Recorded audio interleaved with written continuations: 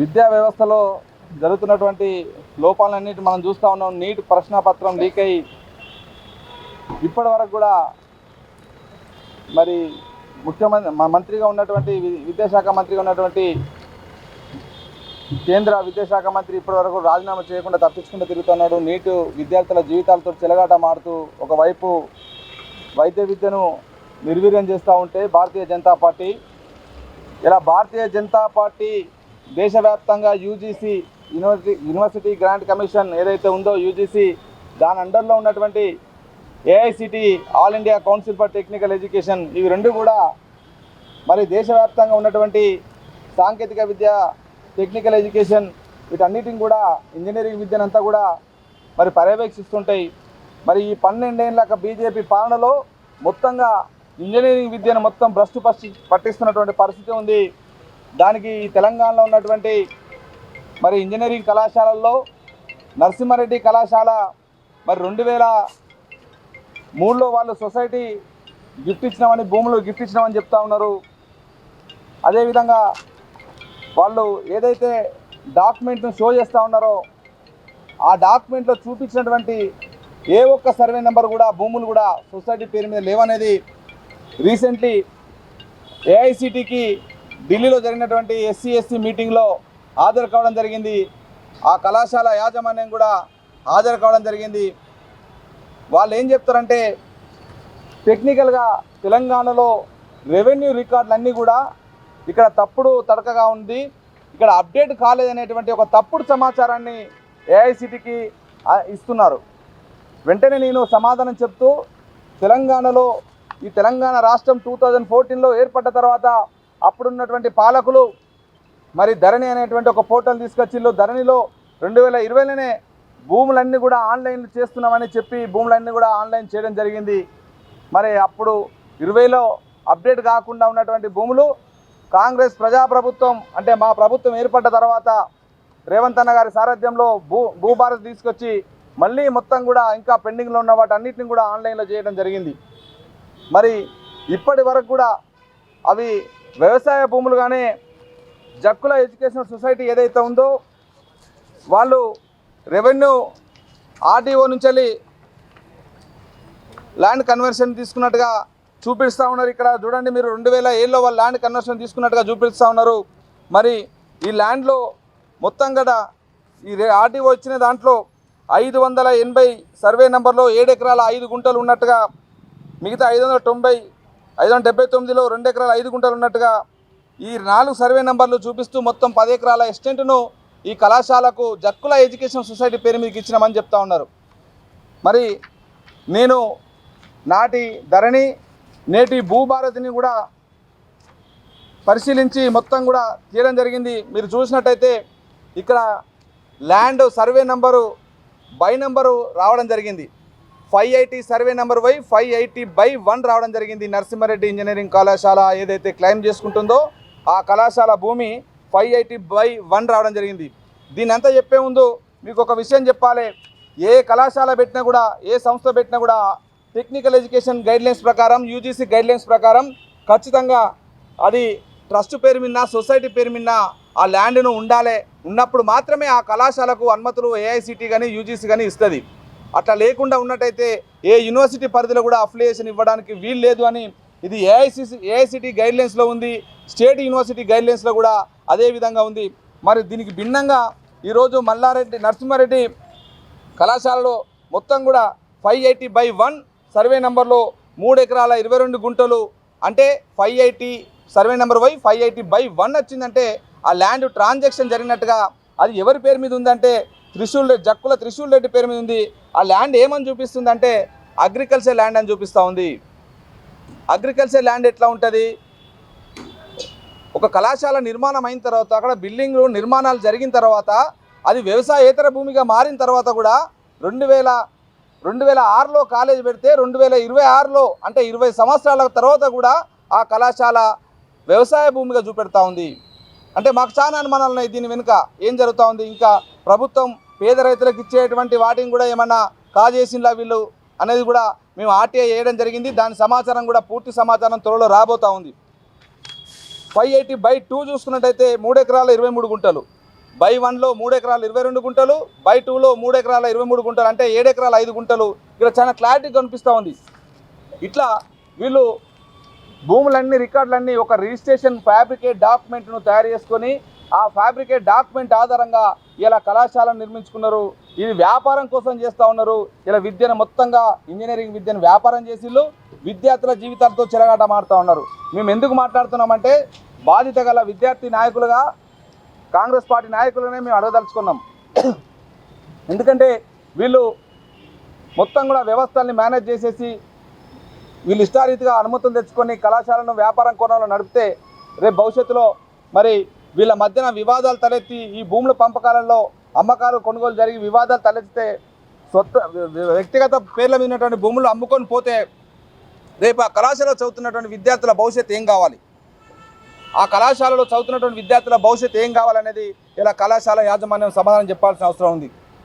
కళాశాల యాజమాన్యం higher education అదేవిధంగా జేఎన్టీయూను ఇక్కడ రాష్ట్ర ప్రభుత్వాన్ని తప్పుదో పట్టించింది. భూములు ఆ భూములలో బిల్డింగ్లు కడతారు, ఆ బిల్డింగ్లకు అప్రూవల్స్ ఎట్లా వచ్చినాయి, నాలా కన్వెన్షన్ కాకుండా ఎట్లా మీరు బిల్డింగ్ నిర్మించిళ్ళు, రాష్ట్ర ప్రభుత్వానికి కట్టాల్సినటువంటి పన్నులు మీరు కట్టడం లేదా, ఎగవేస్తున్నారా, దీన్ని బట్టి అర్థమవుతా ఉంది. కాబట్టి ఇన్ని తప్పిదాలతోటి ఆ కళాశాల నిర్మాణం జరిగింది. మరి ఇంత లోపభూయిష్టంగా ఉంటే ఏఐసిటి ఎందుకు నిద్రపోతూ ఉంది, యూజీసీ ఎందుకు నిద్రపోతూ ఉంది, యూజీసీకి ఏఐసిటికి పదే పదే ఫిర్యాదు చేసినా కూడా మరి ఎందుకు పట్టించుకోవడం లేదు. దీన్ని బట్టి అర్థం చేసుకోవచ్చు భారతీయ జనతా పార్టీ ఈ దేశంలో విద్యా వ్యవస్థను ఎట్లా నిర్వీర్యం చేస్తూ ఉంది. మళ్ళీ వాళ్ళే ఈ దేశం కోసం ధర్మం కోసం అనుకుంటూ ఈ దేశంలో ఏమో మేము సాధించినామని చెప్తూ ఉన్నారు. ఇలా కాంగ్రెస్ పార్టీ నిర్మించినటువంటి విద్యా సంస్థలన్నిటిని కూడా నిర్వీర్యం చేస్తూ ఉంది. ఇలా నూతన విద్యా విధానం పేరుతోటి న్యూ ఎడ్యుకేషన్ పాలసీని తీసుకొచ్చేసి విద్యలో కాషాయకరణం చూపించేసి ఇలా విద్యను మొత్తం పఠిస్తూ ఉంది.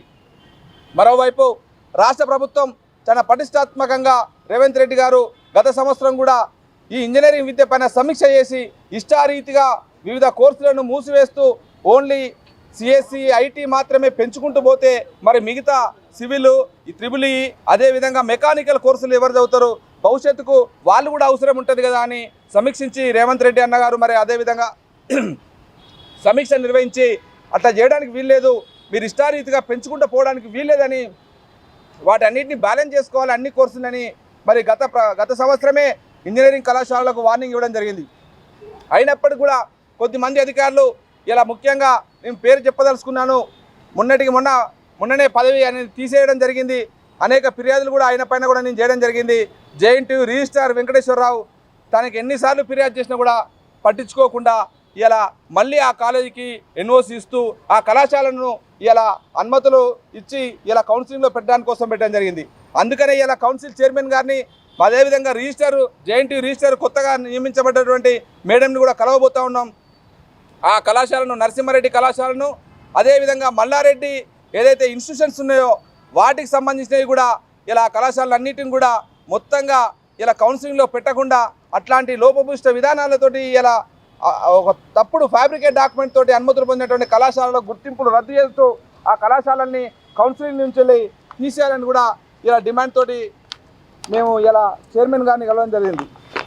అదేవిధంగా మల్లారెడ్డి కాలేజీ ఇలా పాలమ్మినా పూలమ్మినా అని చెప్తూ గత ప్రభుత్వంలో తన అధికారాన్ని అడ్డం పెట్టుకొని మంత్రి పదవిని అడ్డం పెట్టుకొని మరి ఇష్టారీతిగా 2020లో కరోనా సమయంలో మహిళా యూనివర్సిటీ కోసం అనుమతుల కోసం పెట్టుకున్నటువంటి ప్రపోజల్ని తాను ఇష్టారీతిగా అధికారాన్ని గత బీఆర్ఎస్ ప్రభుత్వంలో అధికారాన్ని అడ్డం పెట్టుకొని దాన్ని కోఎడ్యుకేషన్గా మార్చుకున్నాడు. రాత్రికి రాత్రే దాన్ని కోఎడ్యుకేషన్గా మార్చుకొని అసలు ఆ ల్యాండ్ ఎక్కడ కూడా ఆయన పేరు మీద ఉన్నటువంటి ఏదైతే సొసైటీ పేరు మీద ఉండాల్సినటువంటి ల్యాండ్ కూడా మల్లారెడ్డి మీరు చూసినట్టయితే చామకూర మల్లారెడ్డి ఈ సర్వే నెంబర్లన్నీ కూడా అగ్రికల్చర్ ల్యాండ్ ఈ సర్వే నెంబర్లన్నీ కూడా తన యూనివర్సిటీకి సంబంధించిన భూముల కోసం వాడిండు.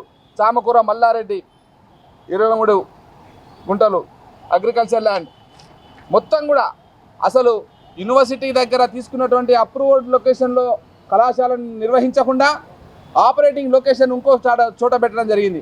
ఇదేంటి అని ఏఐసిటీలో మల్లారెడ్డి ఇన్స్టిట్యూషన్కి సంబంధించినటువంటి సెక్రటరీ మహేందర్ రెడ్డి మొన్న ఏఐసిటీ ముందు హాజరు కావడం జరిగింది. నేను కూడా ప్రత్యక్షంగా హాజరు కావడం జరిగింది. వాళ్ళ ముందు వీళ్ళు చెప్పే సమాధానం ఏంటంటే తెలంగాణ ప్రభుత్వం తెలంగాణ రెవెన్యూ అధికారులను ఇలా కించపరిచే విధంగా ఇక్కడ అస్తవ్యస్తంగా ఉంది, రెవెన్యూ రికార్డులు సరిగా లేవు, ఆన్లైన్ జరగడం లేదు, ఆన్లైన్ జరగకపోవడం వల్లనే ఇప్పటికీ మాది వ్యవసాయ భూములు కనబడుతున్నాయని ఇలా వాళ్ళు చెప్పుకుంటున్నారు. నేను మొత్తం పూర్తి ఆధారాలతోటి గతంలో మల్లారెడ్డి ఏదైతే బీఆర్ఎస్ ప్రభుత్వంలో ఉన్నాడో ఆ ప్రభుత్వంలో వాళ్ళు తీసుకొచ్చినటువంటి భూభారతి రికార్డులను, ఇప్పుడున్నటువంటి కాంగ్రెస్ ప్రజాప్రభుత్వం తీసుకొచ్చినటువంటి భూభారతి రికార్డులను, ధరణి రికార్డులను, భూభారతి రికార్డులను రెండు కూడా ఏఐసిటీ వారికి చూపించడం జరిగింది. చూపించిన తర్వాత వాళ్ళు మొత్తంగా ఆశ్చర్యానికి గురై ఏంది ఇంత తప్పుడు తడకగా ఎందుకు మీరు ఎట్లా మీకు అప్రూవల్ ఇస్తున్నారు అని ఏఐసిటీ అధికారులను కూడా అక్కడ ఉన్నటువంటి మేడం ప్రశ్నించడం జరిగింది. వీళ్ళు పూర్తి డాక్యుమెంట్ ఇవ్వకుండా ఏఐసిటీకి హైడ్ చేస్తూ వస్తున్నారని నేను చెప్పడంతో పూర్తి డాక్యుమెంట్ 3 వారాల లోపల నాకు సబ్మిట్ చేయాలని ఇలా ఏఐసిటీ మల్లారెడ్డి ఇన్స్టిట్యూషన్స్కి వార్నింగ్ ఇవ్వడం జరిగింది. ఈ 2 వారాల లోపల ఆ పూర్తి డాక్యుమెంట్ రావడం జరుగుతుంది. మొత్తం కూడా ఆ భూ వ్యవహారాలన్నీ కూడా సొంత పేర్లతోటి, పహానీలలో కూడా సొంత పేర్లతోటి, ఎక్కడ కూడా మల్లారెడ్డి ఎడ్యుకేషనల్ సొసైటీ పేరు మీద భూములు లేవు, సిఎంఆర్ ఎడ్యుకేషనల్ సొసైటీ పేరు మీద భూములు లేవు, చంద్రమ్మ ఎడ్యుకేషనల్ సొసైటీ పేరు మీద భూములు లేవు. సొసైటీ పేరు మీద ఉండాల్సినటువంటి భూములన్నీ కూడా వ్యక్తిగతంగా భూములుగా పెట్టుకొని ఇలా నాటకాలు ఆడుతూ గత ప్రభుత్వాన్ని అధికారాన్ని అడ్డం పెట్టుకొని ఇష్టారీతిన కాలేజీ నెలకొల్పుకొని ఇలా ఏఐని ఉపయోగించుకొని ఆయన కళాశాలలో ఏదో జరుగుతున్నట్టుగా, అద్భుతాలు జరుగుతున్నట్టుగా, ఆయన మాత్రమే విద్యను ఇక్కడ అందిస్తున్నట్టుగా ఇలా పేద మధ్యతరగతి విద్యార్థుల, రైతుల, తల్లిదండ్రుల రక్తం చెమటను తాగుతున్నటువంటి మల్లారెడ్డి ఇలా కోట్లకు పడగెత్తి ఇలా ఇష్టారీతిగా వ్యవస్థల్ని మేనేజ్ చేసుకుంటూ నన్ను ఎవరు ఏం చేయలేరనే రీతిగా వ్యవహరిస్తున్నటువంటి తీరును ఇలా రాష్ట్ర ప్రభుత్వం దృష్టి కూడా ముఖ్యమంత్రి రేవంత్ అన్న గారు మరి చాలా ప్రతిష్టాత్మకంగా ఇలా విద్య మీద దృష్టి పెట్టడం జరిగింది. ఈరోజే ఆరుట్లలో మరి ఒక మోడల్ స్కూల్ని, తెలంగాణ మోడల్ స్కూల్ని కూడా ఇలా ప్రారంభోత్సవం చేస్తూ ఇలా ఉన్నత విద్య నుంచి ప్రాథమిక విద్య వరకు ఇలా ప్రతి సామాన్యునికి విద్య అందాలని, అందరికీ సమాన విద్య అందాలనేటువంటి లక్ష్యం కొద్దీ రాష్ట్ర ప్రభుత్వం పోతూ ఉంటే గత ప్రభుత్వంలో అధికారాన్ని అడ్డం పెట్టుకొని ఇష్టారీతిగా ప్రైవేటు యూనివర్సిటీ నిర్మించుకొని గొర్రెల మందల్లా ఇక్కడ లక్షల ఫీజులు దోసుకుంటూ ఇలా గొర్రెల మందల నిర్వహిస్తున్నటువంటి, అంటే మొత్తం కూడా నామ్స్ ప్రకారం, యూజీసీ నామ్స్ ప్రకారం, ఏఐసిటీ నామ్స్ ప్రకారం లేకుండా మరి కళాశాల నిర్వహిస్తున్నారని నేను ఫిర్యాదు చేస్తే ఈయన ఏం చేస్తూ ఉన్నాడు, బీజేపీ నాయకులను ప్రసన్నం చేసుకోవడానికి కోసం బీజేపీ ఆఫీసులో చుట్టూ తిరుగుతూ ఉన్నాడు. ఏంటిది, ఈ దేశంలో ఒకటి జరుగుతూ ఉంది. ఎవడైతే అవినీతిపరుడు ఉంటాడో, ఎవడైతే దోపిడీదారు ఉంటాడో ఆ దోపిడీదారు మీద ఇలా బీజేపీ కన్నుపడ్డప్పుడు వాడు అందులో చేరిపోయి వాషింగ్ పౌడర్ నిర్మా అందులో బీజేపీ కండవ కప్పుకుంటే అతని అవినీతి అంతా కూడా, అతడు దోపిడీ అంతా కూడా మాఫ్ అయిపోతున్న రీతిగా ఇలా మళ్ళీ బీజేపీలో చేరుతా అనేటువంటి రీతిగా తయారైంది. నా ఫిర్యాదులకు భయపడి ఇలా బీజేపీ ఆఫీసుల చుట్టూ ఇలా పరిగెడుతున్నటువంటి మల్లారెడ్డి, నీ తప్పులను ఒప్పుకొని నువ్వు చేసినటువంటి మోసాలు, ఇప్పటి వరకు ప్రభుత్వానికి, రాష్ట్ర ప్రభుత్వానికి ఎగ్గొట్టినటువంటి పన్నులు, నువ్వు నీ కళాశాలను మొత్తం కూడా ప్రభుత్వం హ్యాండ్ ఓవర్ చేసుకునే రాక మా పోరాటం కొనసాగుతుంది. ఖచ్చితంగా నువ్వు పేద ప్రజల, సామాన్య మధ్యతరగతి ప్రజల రక్త మాంసాలను తాగి ఇలా కోట్లకు పడగెత్తి ఇలా విద్యా వ్యాపారంలో మిగతా చిన్న చితక విద్యా సంస్థలన్నింటినీ నిర్వీర్యం చేసేసి నేనే మొత్తం విద్యాధినేతననే రీతిగా దేశవ్యాప్తంగా విద్యా సంస్థలు పెడుతున్నానని ఇలా గొప్పలు చెప్పుకుంటున్నాను. మల్లారెడ్డి, అసలు నీ కళాశాల డాక్యుమెంట్లో నువ్వు చెప్పినటువంటి సర్వే నెంబరు ఎక్కడ, నీ సొసైటీ పేరు మీద ముందు బహిరంగంగా చెప్పు. నీ భూములు ఎక్కడ, అసలు నీ ఎలక్షన్ అఫిడవిట్లనే నీ భూములను చూంచుకోలేదు. నీ పేరు మీద స్వతహాగా చామకూర మల్లారెడ్డి పేరు మీద ఉన్నటువంటి ఇలా కాలేజ్ పేర్ల మీద ఉన్నటువంటి భూమి, కాలేజ్ సొసైటీ పేర్లు ఉండాల్సినటువంటి భూమి ఇలా వ్యక్తిగతంగా మల్లారెడ్డి పేరు మీద, మల్లారెడ్డి కొడుకు మహేందర్ రెడ్డి పేరు మీద, అదేవిధంగా మల్లారెడ్డి ఇంకో కొడుకు భద్రారెడ్డి పేరు మీద, వాళ్ళ కోడలు శాలిని రెడ్డి పేరు మీద వ్యక్తిగత భూములుగా, అవి వ్యవసాయ భూములుగా ఎట్లా ఉంటాయి? కాబట్టి ఏఐసిటీ ఏం చేస్తూ ఉంది, యూజీసీ ఏం చేస్తూ ఉంది? దేశవ్యాప్తంగా భారతీయ జనతా పార్టీ నాయకులు మాట్లాడతారు కదా, మరి ఈ దొంగ మల్లారెడ్డి గురించి కిషన్ రెడ్డి ఏం చెప్తాడు, బండి సంజయ్ ఏం చెప్తాడు, మరి ఇక్కడ రాష్ట్రంలో ఉన్నటువంటి కేంద్ర మంత్రులు 2 ఉన్నారు, అదేవిధంగా ఎంపీలు ఉన్నారు. మీ కేంద్ర ప్రభుత్వంతో మాట్లాడి ఇంత లోపభూయిష్టంగా ఇలా విద్యా సంస్థలు నెలకొల్పి ఇలా నాణ్యత లేని విద్య అందిస్తున్నటువంటి మల్లారెడ్డి పైన మీ పార్లమెంట్ సభ్యులు, బీజేపీ పార్లమెంట్ సభ్యులు మీ ప్రభుత్వం మీద ఎందుకు ఒత్తిడి చేయట్లేదు? మీకు కనబడడం లేదా ఇవన్నీ అని ఈ సందర్భంగా ప్రశ్నిస్తూ ఉన్నాను. కాబట్టి ఇలా చైర్మన్ గారిని కలవడం జరిగింది. రేపు జరగబోయేటువంటి కౌన్సిల్లో ఏదైతే కౌన్సిలింగ్ ఉంటుందో విద్యార్థులకు సంబంధించి దాంట్లో కూడా విద్యార్థులకు తల్లిదండ్రులకు కూడా అప్పీల్ చేస్తూ ఉన్నాను. ఇట్లాంటి తప్పుడు ధృవపత్ర పత్రాలతోటి అనుమతులు పొంది నిర్వహిస్తున్నటువంటి మల్లారెడ్డి విద్యా సంస్థలు, నరసింహారెడ్డి విద్యా సంస్థలు, మరొక 2 సొసైటీలు కూడా అదే విధానాలతోటి ఉన్నాయి. త్వరలో వాటి బండారం కూడా ఆర్టీఐ ద్వారా వేయడం జరిగింది. వాటి బండారం కూడా బయట పెట్టబోతా ఉన్నాను. అవి కూడా పూర్తి సమాచారం వస్తుంది.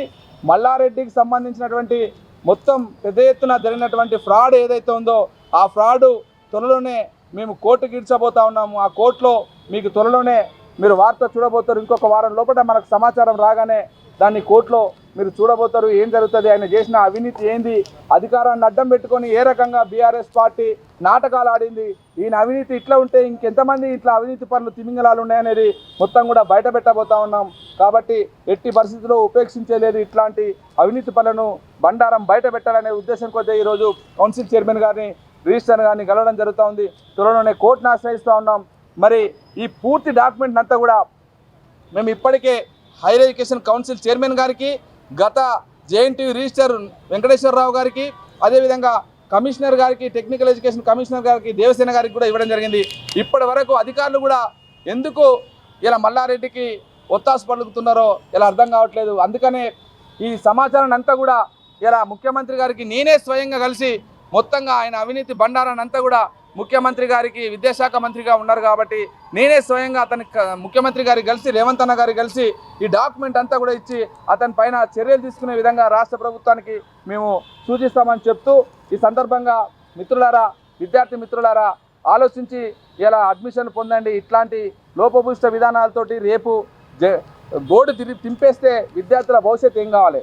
అధికారులు ఇప్పటికైనా వెంటనే జేఎన్టీయూ ఏ రకంగా యూనివర్సిటీ ఇస్తున్నది, నరసింహారెడ్డి కాలేజీ కావచ్చు, మల్లారెడ్డి ఎడ్యుకేషనల్ గ్రూప్స్ కావచ్చు, వాళ్ళ ఆపరేటింగ్ లొకేషన్ ఒక్కడుండి అప్రూవ్డ్ లొకేషన్ ఉన్నప్పుడు ఎట్లా మీరు వాళ్ళకి అనుమతులు ఇస్తున్నారు? అంటే మొక్కుబడిగా ఇలా ఇన్స్పెక్షన్ చేస్తూ మొక్కుబడిగా వాళ్ళకి అనుమతులు ఇవ్వడాన్ని ఏదైతే ఉందో మేము చాలా తీవ్రంగా వ్యతిరేకిస్తూ ఉన్నాం. గత ప్రభుత్వంలో బీఆర్ఎస్ ప్రభుత్వంలో అధికారాన్ని అడ్డుపెట్టుకొని నడపచ్చు, కానీ ఎట్టి పరిస్థితుల్లో కాంగ్రెస్ ప్రభుత్వంలో ఇట్లాంటి వాటన్నిటినీ ఇలా సరిదిద్దాలనేటువంటి లక్ష్యం కొద్దీ ముఖ్యమంత్రి గారు ఉన్నారు.